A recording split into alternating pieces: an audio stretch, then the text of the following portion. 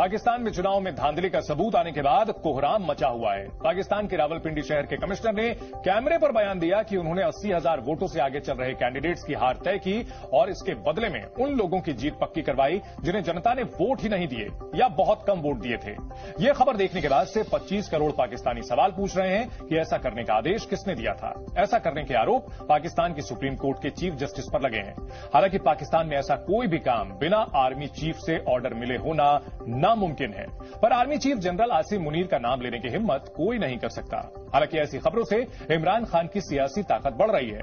पिछले 24 घंटों में आई ये दूसरी खबर है जिससे इमरान खान को राजनीतिक फायदा हुआ है। दरअसल 80,000 वोटों से आगे चल रहे उम्मीदवारों को हराया गया और चुनाव में धांधली की इस खबर से यह तय हो गया कि पाकिस्तान का सिस्टम पूरी कोशिश के बाद भी इमरान के समर्थकों को सबसे बड़ी पार्टी बनने से रोक नहीं पाया। दूसरी खबर कल आई थी जिसमें बताया गया कि 2022 में इमरान खान की सरकार गिराने के पीछे भी पाकिस्तान की फौज का ही हाथ था। पिछले 2 दिनों से आ रही इन खबरों का यह भी मतलब है कि आने वाले दिनों में वहां से और भी ऐसी खबरें आ सकती हैं जिसमें चुनाव में हेराफेरी के नए सबूत मिले। पाकिस्तान में सेना की तानाशाही चलती है, ये बात पाकिस्तान सहित पूरी दुनिया को पता है। इसीलिए हम कह रहे हैं कि पाकिस्तान में इमरजेंसी की गारंटी है।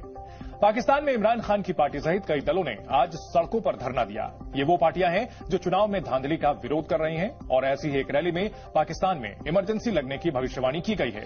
हालांकि एक नई रिपोर्ट आने के बाद ये साफ हो गया कि पाकिस्तान में लोकतंत्र सिर्फ दिखावे के लिए है। ब्रिटेन के एक अखबार द इकोनॉमिस्ट ने दुनिया के 167 देशों में लोकतंत्र की रैंकिंग को लेकर एक रिपोर्ट तैयार की है। इसमें पाकिस्तान को लेकर बड़े खुलासे हुए हैं। पाकिस्तान की सरकार अक्सर खुद को दुनिया का 5वां बड़ा लोकतंत्र बताती है। हालांकि पाकिस्तान का लोकतंत्र ढलान पर है, ये बात इस रिपोर्ट से साफ हो जाती है। साल 2023 में पाकिस्तान 11 पायदान नीचे खिसककर 118वें नंबर पर पहुंच गया है। इस रिपोर्ट के मुताबिक पाकिस्तान में तानाशाही है। हालांकि पाकिस्तान में तानाशाही को देखने और समझने के लिए आपको किसी रिपोर्ट की जरूरत नहीं है। पाकिस्तान की सेना वहां हर दिन ऐसे फैसले ले रही है जिससे ये बात साबित होती है कि पाकिस्तान में आज भी पूरी तरह से तानाशाही है और वहां लोकतंत्र सिर्फ और सिर्फ दिखावा है। पाकिस्तान में आज भी कई गिरफ्तारियां हुई जिनमें नेता और अधिकारी शामिल हैं। पाकिस्तान के पुलिस ने रावलपिंडी के कमिश्नर को गिरफ्तार करके किसी अज्ञात स्थान पर रखा हुआ है। इसी कमिश्नर ने वोटों की धांधली पर पाकिस्तान को एक्सपोज किया। हमने पाकिस्तान से आई तस्वीरों और बयानों को मिलाकर आपके लिए एक रिपोर्ट तैयार की है जिसे देखकर आपको पाकिस्तान में चल रही गड़बड़ियों का अंदाजा हो जाएगा। पाकिस्तान से आई दोनों तस्वीरें इमरजेंसी की गारंटी दे रही हैं। लगता है इस्लामाबाद में मार्शल लॉ लग चुका है, अब बस ऐलान होना बाकी है। सबसे पहले लाहौर की तस्वीर और वहां से आ रही खबर को देखिए। इमरान समर्थक नेता सलमान अकरम राजा को लाहौर में पुलिस ने गिरफ्तार कर लिया है। गिरफ्तारी की वजह इस वीडियो में दिख रही है। असल में सलमान राजा ने लाहौर में नेशनल असेंबली का चुनाव लड़ा था। आज उन्होंने लाहौर में एक प्रेस कॉन्फ्रेंस की और उसमें वोटिंग के दौरान धांधली के वीडियो सबूत दिखाए। सलमान ने खुद भी लाहौर की एक सीट से चुनाव लड़ा था। हालांकि जब वो इलेक्शन में गड़बड़ी का बयान दे रहे थे तभी वहां पर इमरान खान के लिए नारेबाजी हुई। पाकिस्तानियों का दावा है कि वहां कैमरों के सामने इमरान को मिल रहा समर्थन शायद पाकिस्तान की सेना को पसंद नहीं आया, इसलिए कार्यक्रम के बीच में ही वहां पर पुलिस आई और सलमान अकरम को गिरफ्तार करके घसीटते हुए लेकर चली गई। कैमरे के सामने हुई गिरफ्तारी तो सिर्फ एक ट्रेलर है। लाहौर से 1000 किलोमीटर दूर सिंध के जामशेरों में हजारों की भीड़ के सामने सेना का शासन शुरू होने की तारीख बता दी गई। पाकिस्तान में विपक्षी नेता पीर सिगवतुल्लाह शाह रशीदी ने नई सरकार को लेकर बड़ा दावा कर दिया है। चुनाव होने के 9 दिन बाद भी अब तक सरकार नहीं बन पाई है, लेकिन वो सरकार कितने दिन चल पाएगी इसका खुलासा आज हो गया है। विपक्षी नेता की बातों में छिपे डर को समझिए। इमरजेंसी लगने का मतलब है कि चुनावों के नतीजों को किनारे लगाकर इस्लामाबाद में फौज का शासन शुरू हो जाएगा। विपक्षी नेता का दावा है कि करीब 3 महीने पहले चुनावों के नतीजे बेच दिए गए थे। अब जो भी गठबंधन सरकार बनेगी वो सिर्फ 10 महीनों में गिर जाएगी। उसके बाद या तो इमरजेंसी घोषित होगी या फिर मार्शल लॉ लगा दिया जाएगा। सरकार चलाने के मामले में पाकिस्तान का रिकॉर्ड पहले ही कमजोर है। पिछले 75 सालों में वहां कोई भी प्रधानमंत्री 5 सालों तक शासन नहीं कर पाया है और इस बयान से इस्लामाबाद में नई सरकार बनाने की कोशिशों को और नुकसान पहुंचा दिया है। पाकिस्तान में सरकार बनने से पहले ही तख्तापलट की बातें हो रही हैं। यही सवाल वहां के टीवी स्टूडियो में भी पूछा गया। सबके मन में एक ही सवाल था कि आर्मी का शासन कब शुरू होगा। पाकिस्तान में 2024 के चुनावों के बाद 1977 की बात होने का मतलब समझिए। 1977 में पाकिस्तान में जुल्फिकार अली भुट्टो वजीर आजम थे।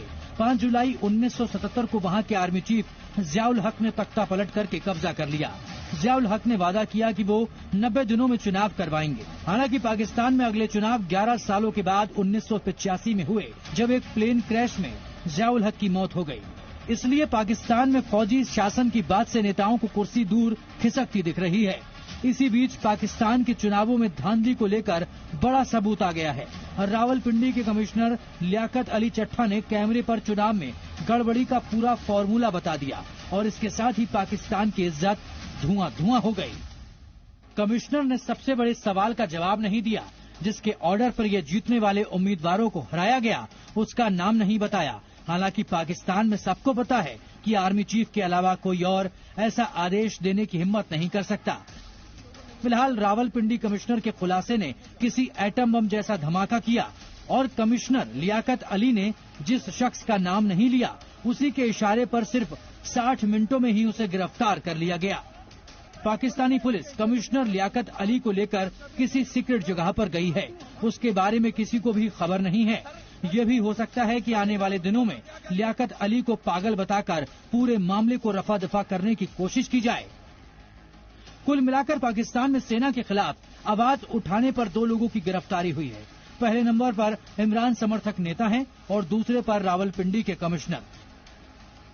अगर इन खुलासों को सच माने तो शहबाज शरीफ का प्रधानमंत्री बनना और आसिफ जरदारी का राष्ट्रपति पद पर बैठना नामुमकिन दिख रहा है।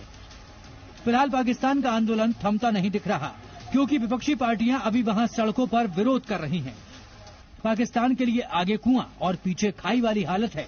सरकार बने या न बने मुसीबत तय है। वहां चुनाव परिणाम में सेना के दखल की बात सबको पता है। हालांकि अब पाकिस्तान में दूसरे देशों का दखल भी शुरू हो गया है। पाकिस्तान मीडिया के मुताबिक सऊदी अरब की सेना और खुफिया एजेंसी की एक टीम पाकिस्तान में 2 दिनों के दौरे पर आई है। इस टीम के सदस्यों ने पाकिस्तानी अधिकारियों से बातचीत के दौरान इमरान खान के खिलाफ कड़ा ऐतराज दर्ज कराया है। असल में इमरान खान की पार्टी ने एक शिया मजहबी पार्टी मजलिस वहादत मुस्लिमीन के साथ गठबंधन का ऐलान किया था। शिया मजहबी पार्टी के साथ मिलकर इमरान खान सरकार बनाना चाहते थे, पर सऊदी अरब से आई टीम ने पाकिस्तान को बताया कि इमरान खान का ये फैसला अच्छा नहीं है। सऊदी अरब इस्लाम की सुन्नी विचारधारा को मानने वाला देश है और वो हमेशा शिया मुस्लिमों का विरोध करता है। दावा है कि पाकिस्तानी सरकार ने इस मामले पर सऊदी अरब की टीम से तुरंत माफी मांग ली है। सऊदी अरब ने इससे पहले 2022 में जनरल आसिम मुनीर को आर्मी चीफ बनाने के दौरान भी पाकिस्तान से सवाल जवाब किया था। तब सऊदी सरकार को शक था कि आसिम मुनीर शिया मुसलमान हैं। इसका मतलब है कि पाकिस्तान में होने वाली हर हरकत पर फौज की नजर होती है और पाकिस्तानी सेना सऊदी अरब के इशारे पर काम करती है। सऊदी अरब की धमकी के बाद इमरान खान की पार्टी ने ऐलान किया कि वो संसद से लेकर पाकिस्तानी पंजाब की विधानसभा तक विपक्ष में ही बैठेंगे और किसी पार्टी के साथ समझौता नहीं करेंगे। खबर ये भी है कि पाकिस्तान में चल रहा विरोध प्रदर्शन सड़कों से संसद तक पहुंच सकता है। अगर शहबाज शरीफ ने सरकार बनाई तो संसद में इमरान समर्थक उनके लिए नई चुनौती खड़ी करेंगे। इमरजेंसी का मुद्दा अपने आप में पाकिस्तानियों के लिए बड़ा सदमा है, पर अब पाकिस्तान के खजाने पर बुरी खबर आई है। इस्लामाबाद को मिलने वाले नए लोन पर संकट दिख रहा है। ग्लोबल रेटिंग एजेंसी मूडीज ने कहा है कि राजनीतिक अनिश्चितताओं के कारण पाकिस्तान में जो नई सरकार बनेगी उसे आर्थिक परेशानी हो सकती है। राजनीतिक अस्थिरता के कारण मूडीज के विशेषज्ञों ने पाकिस्तान को क्रेडिट नेगेटिविटी की रेटिंग दी है।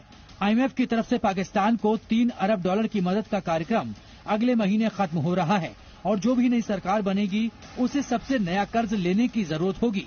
हालांकि रेटिंग एजेंसी मूडीज का मानना है कि पाकिस्तान में बन रहा गठबंधन राजनीतिक रूप से बहुत एकजुट नहीं हो सकता। पाकिस्तान के खिलाफ मूडीज का दावा नई सरकार के लिए खतरे का अलार्म है, क्योंकि सरकार बनने से पहले ही वजीर आजम की विदाई की तारीख आ गई है। ब्यूरो रिपोर्ट, जी मीडिया। जी न्यूज।